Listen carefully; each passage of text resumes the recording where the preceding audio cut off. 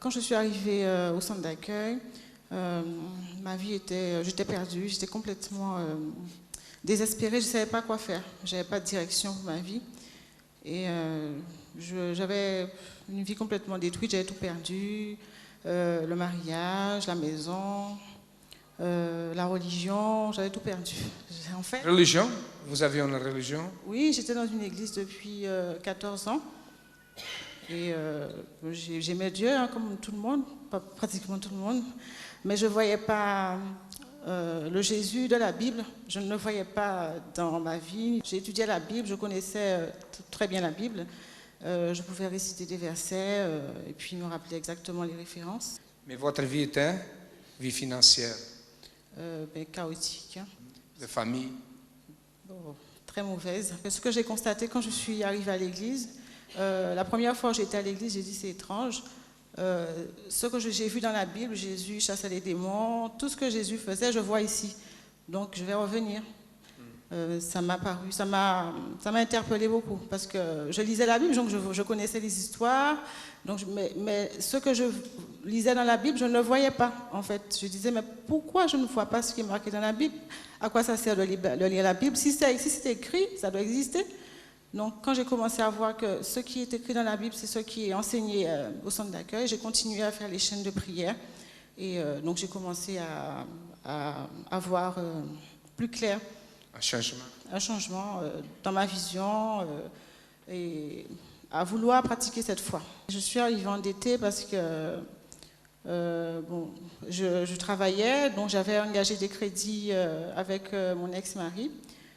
Et bon, déjà, je suis restée avec toutes les dettes et je vivais avec un découvert de 2000 € constamment, donc qui se renouvelait chaque mois. Quand je suis arrivée, j'ai fait la première campagne d'Israël. J'étais déjà à découvert, j'avais déjà plein de problèmes financiers, je n'avais pas de maison, j'étais avec les 3 enfants et je ne savais vraiment pas quoi faire, j'étais complètement perdue. Donc j'ai dit, je vais y aller, je vais faire la campagne d'Israël. Parce que j'ai rien à perdre. Si il y a la seule personne qui peut changer ma vie, c'est Dieu. J'ai fait le sacrifice. J'ai fait le sacrifice, tous les sacrifices qu'il fallait faire. Et je voulais changer de vie, mais je ne savais pas comment faire, je ne savais pas quelle direction prendre. En fait, quand le pasteur m'a pas donné l'enveloppe, j'ai préparé moi-même une enveloppe parce que quand je suis arrivée, la campagne d'Israël, je n'ai pas bien compris, mais ça avait déjà commencé. Je ne sais pas à quel moment le pasteur a donné les enveloppes. Mais moi, j'ai pris une enveloppe et j'ai dit, je vais sacrifier. Dieu a répondu à ma requête. Il m'a donné une direction pour ma vie et j'avais plus de doute. Ma vie n'est plus pareille. Déjà, j'avais pas de maison, j'avais rien. J'étais, on va dire, presque dans la rue. Aujourd'hui, je travaille pour moi-même. Vous avez une entreprise? Oui, j'ai mon entreprise individuelle. J'ai une SARL. Et une autre entreprise à côté. Deux entreprises? 3. Il y en a une troisième que je commence à développer. 3 entreprises. Et vous avez des maisons déjà? Entre-temps, je n'avais pas de maison où habiter, j'étais logée. Donc, à la suite d'une campagne, Dieu m'a donné en une semaine un appartement. Après, j'ai déménagé pour habiter ici à Cergy, dans un pavillon, dans un domaine. Et là où je suis, moi, je n'ai pas la condition aux yeux de l'homme d'y être. Donc je dis que Dieu m'a mis là pour glorifier son nom, pour lui. Parce que campagne après campagne, mon objectif, c'est glorifier Dieu. Bonjour à tous, soyez bienvenus à cette émission. C'est France en direct et plus une fois, nous sommes ensemble pour parler de choses très importantes. J'étais en train de méditer le suivant. Toutes les choses que notre âme désire, le désir de l'être humain, le plaisir, la plupart des choses causent beaucoup de problèmes pour la personne.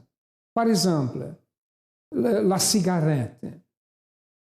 Normalement, il est écrit, c'est la loi écrite dans un paquet de cigarettes, fumer tue, n'est-ce pas? Mais même si la mort est là annoncée, la personne sent le plaisir de fumer. Elle est en train d'acheter la mort et pour mourir peu à peu. La drogue donne aussi du plaisir à certaines personnes. Le sexe illicite, quand une personne a des relations avec beaucoup de personnes, ça cause beaucoup de problèmes, non seulement physiquement, mais aussi dans l'âme.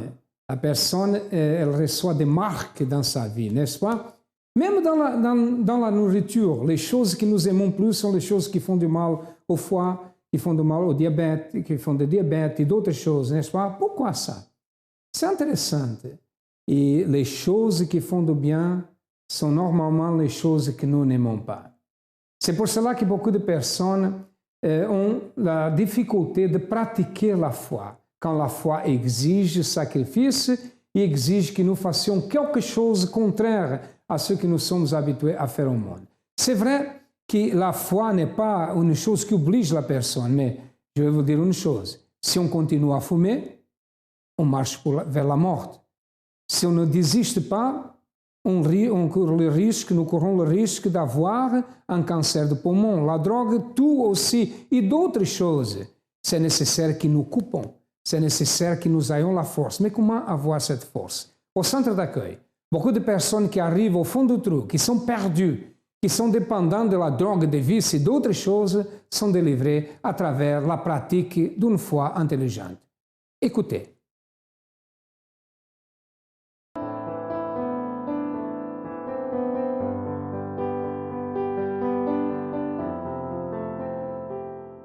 Alors, arrivée au centre d'accueil, je suis arrivée au centre d'accueil malade.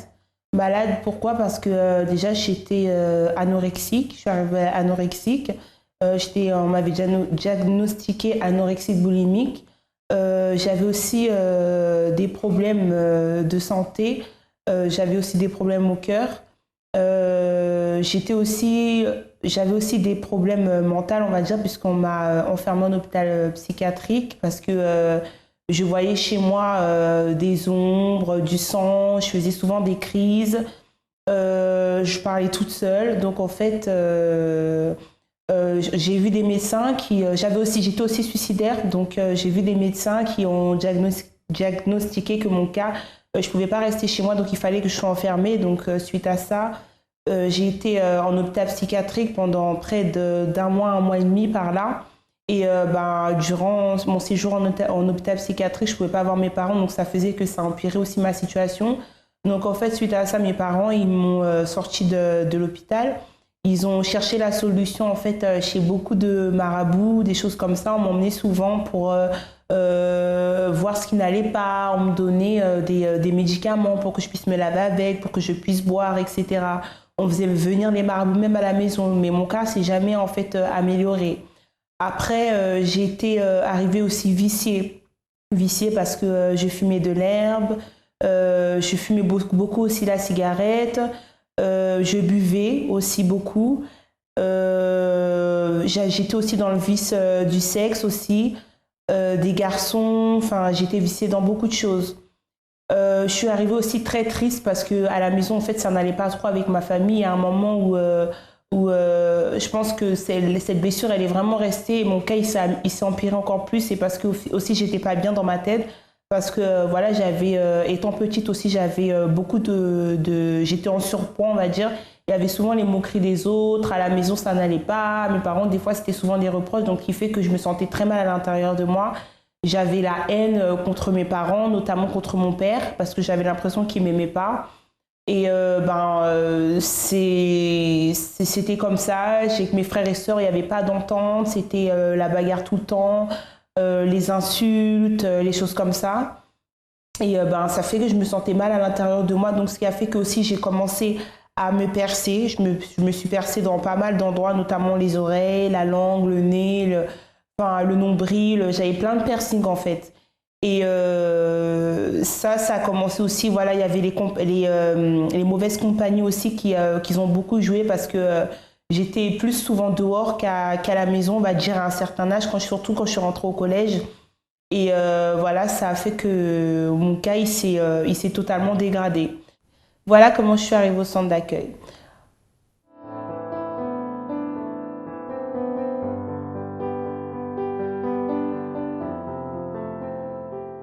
J'ai un petit frère qui est né autiste en fait. Et pour moi, en fait, à l'intérieur de moi, ça me causait de la colère. Donc en fait, J'avais de la colère, j'avais de la tristesse à l'intérieur de moi.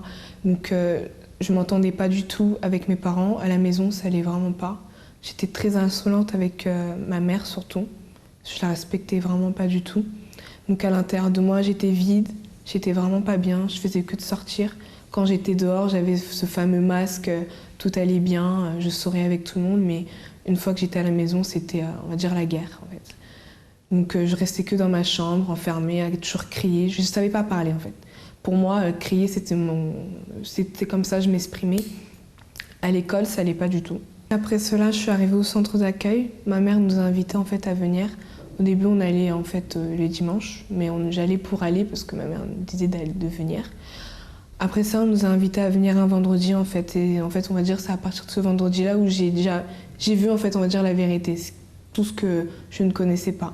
Après cela, on m'a invité en fait au groupe jeune à la SGF. Il y a un responsable en fait qui est venu me parler en fait pour savoir comment j'allais, quel était mon problème. Il m'a donné son témoignage. Et à partir de là, en fait, j'ai appris à m'ouvrir parce que mon problème à moi, c'est que je m'ouvrais pas. Donc si je m'ouvre pas, forcément, on peut pas m'aider. Donc à partir de là, je me suis ouverte. J'ai commencé à parler, à dire les problèmes qu'il y avait à la maison. On m'a donné des conseils, on m'a donné les directives à faire.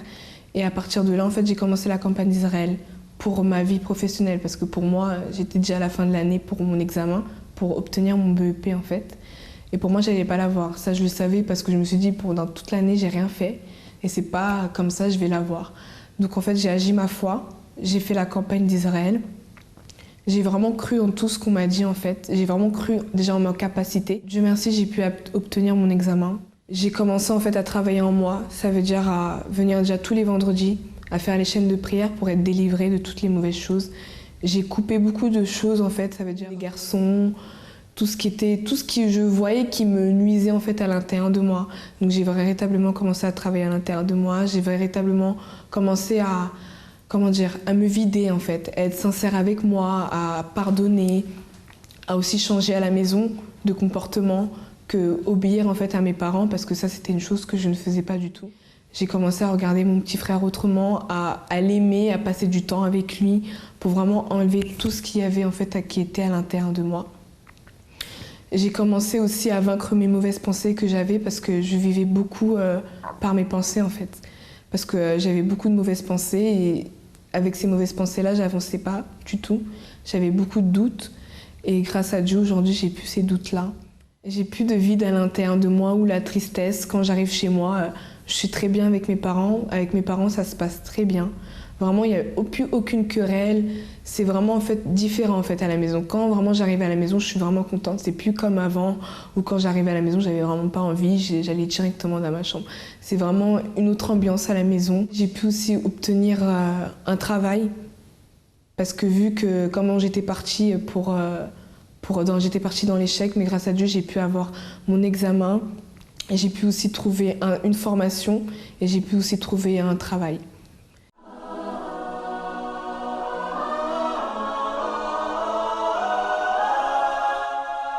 Quarantaine de la résurrection.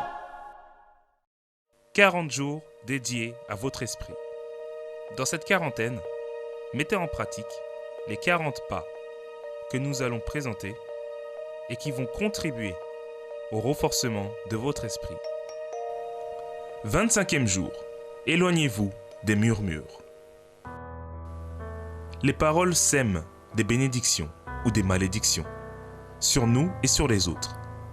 Lorsque nous critiquons, diffamons ou murmurons, nous ouvrons une brèche à l'ennemi.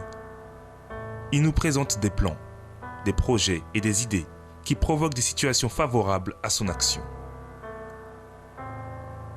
Ne murmurez point, comme murmurèrent quelques-uns d'entre eux, qui périrent par l'exterminateur. 1 Corinthiens, chapitre 10, verset 10. En concordance avec la quarantaine, le 18 avril, vendredi saint, nous serons tous ensemble au centre d'accueil, au pied de la croix de la Victoire.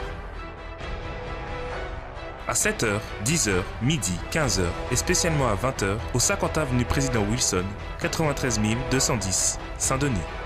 Pour plus d'informations, sur notre ligne amie 24h ou sur centredaccueil.net. Centre d'accueil, nous croyons en vous comme personne. Anorexique, boulimique, un problème du cœur, des problèmes mentaux. Elle a été enfermée pendant un mois et la situation empirait. Elle a connu un marabout, a cherché les marabouts pour résoudre. Elle était viciée dans la drogue et le sexe aussi, était complexée, avait la haine envers son père, avec ses frères et sœurs, ça n'allait pas. Au soir, une personne qui était dans le monde désespérée, au fond du trou. Quoi faire dans une situation comme ça? Combien de familles sont détruites comme ça? Combien de personnes sont dans une situation comme ça?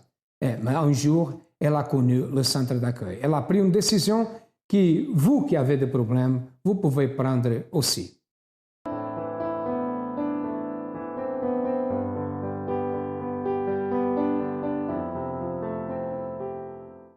Voilà comment je suis arrivée. Alors, en fait, quand je suis arrivée, j'ai entendu parler des chaînes de prière, etc. Bon, au début, c'est vrai que je ne prenais pas ça vraiment au sérieux, mais j'entendais des témoignages de plusieurs personnes et tout.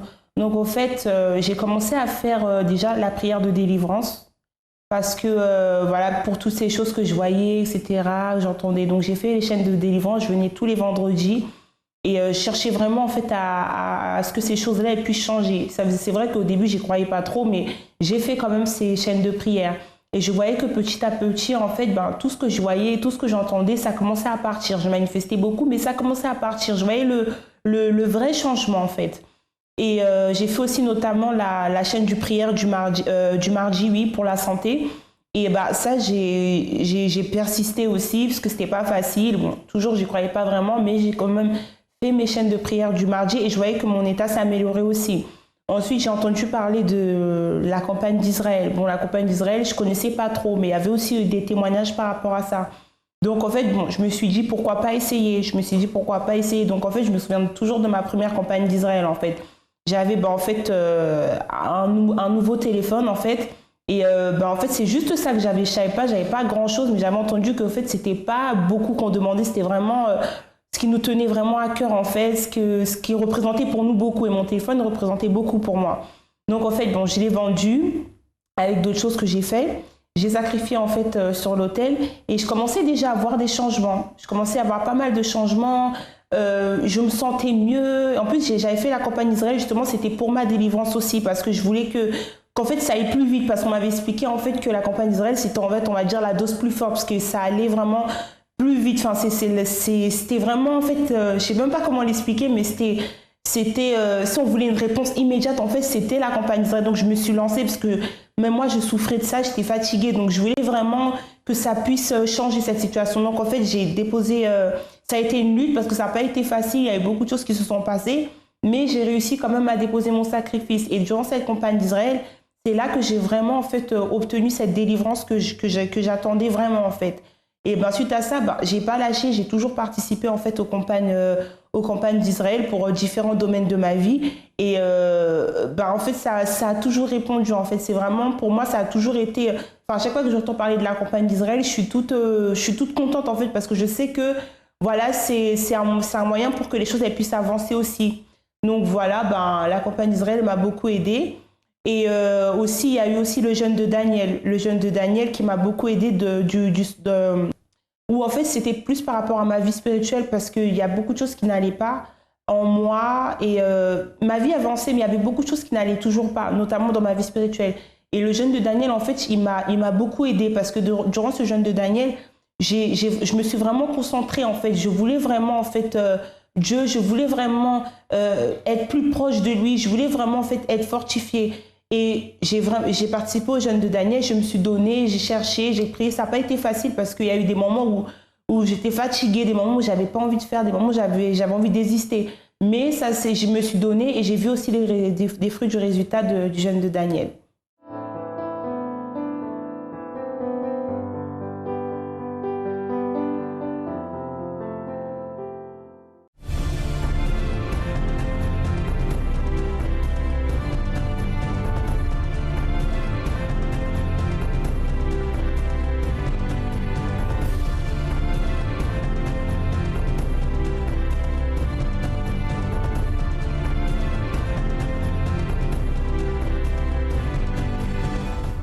Je me trouve actuellement en présence du coordinateur de la Force Jeune France, Dominique Moellet. Alors, comment avez-vous connu le premier livre de Rien à perdre?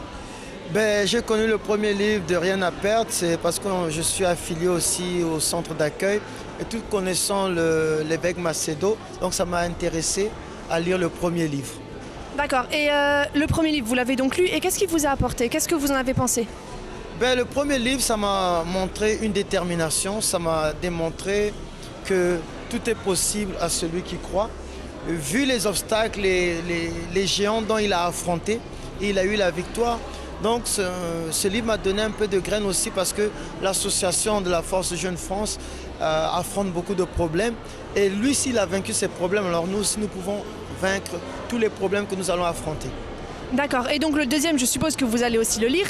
Et qu'est-ce que vous en attendez justement? Le deuxième, je vais aussi le lire. J'ai un peu feuilleté le début parce qu'on l'a reçu un peu avant la dédicace. Et on a feuilleté un peu. Et une chose, j'attends de ce livre parce que c'est quelque chose de bon. Et tout le monde est toujours attiré par quelque chose qui est bon. Alors je peux pas parler vraiment du deuxième parce que je ne l'ai pas encore lu en totalité. Mais ce que j'attends, je suis sûr que ce sera quelque chose de différent. Parce que là, c'est un autre combat qu'il est en train de nous livrer. Parce que j'ai feuilleté, il a fait face aux autres religions, si je peux dire, si je peux me permettre de dire, à l'économie et aussi à la politique. Donc c'est ça que c'est ce milieu de la société que des fois on affronte et qu'aujourd'hui on a besoin de surmonter et qui doivent nous connaître aussi.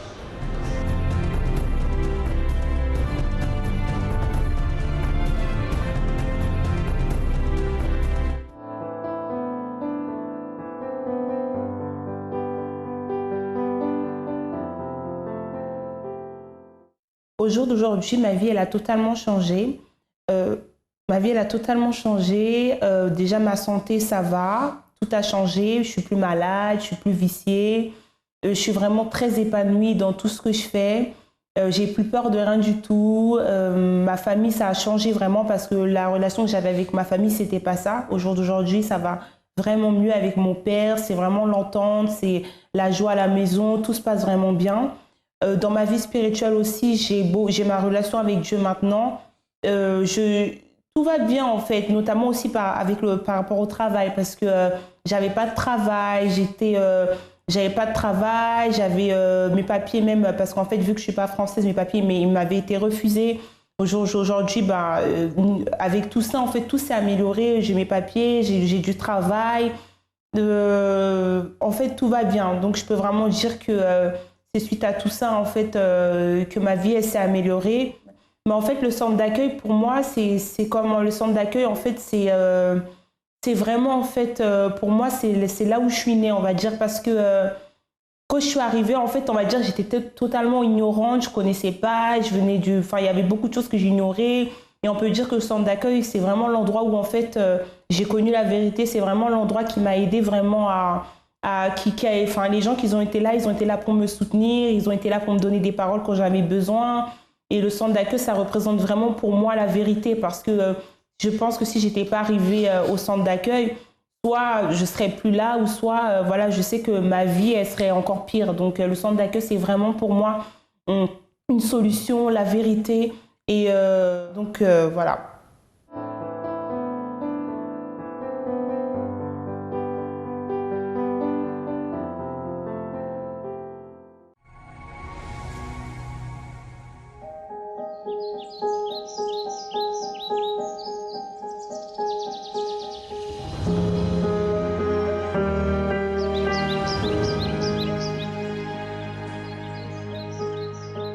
Ce qui a le plus attiré mon attention au centre d'accueil, c'est qu'on ne m'a pas jugé.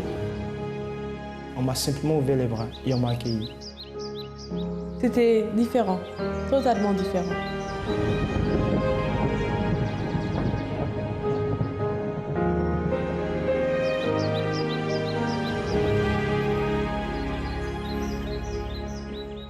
L'enseignement qui m'a le plus marqué, c'est que je peux réussir si je crois en mes capacités.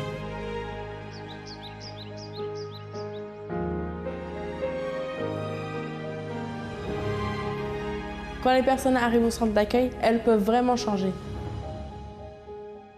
Les gens devraient venir au centre d'accueil car c'est une excellente école pour apprendre à réaliser ses rêves.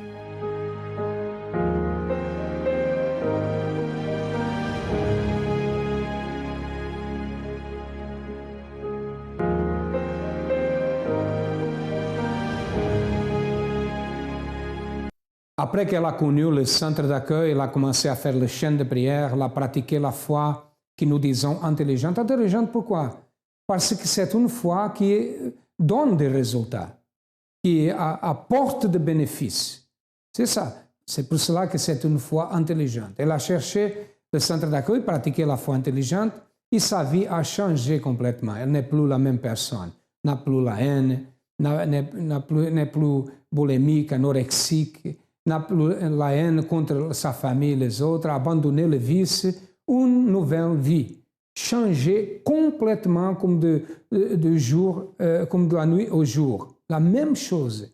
Et sa vie a changé au centre d'accueil. Et votre vie peut changer aussi. C'est avec vous que je parle, les autres non. C'est vous-même, vous qui avez ces problèmes-là. Votre vie peut changer. Nous sommes situés au 254 de rue de Faubourg Saint-Martin, au 10e arrondissement à Paris. Nous avons d'autres centres d'accueil, comme vous avez déjà constaté. Les adresses passent dans votre ordinateur. Il y a aussi un numéro de téléphone si vous voulez des informations. Appelez-nous, cherchez le centre d'accueil le plus proche et certainement votre vie changera. Avez-vous besoin de notre aide? Nous sommes là pour vous aider. À demain et que Dieu vous bénisse à tous abondamment.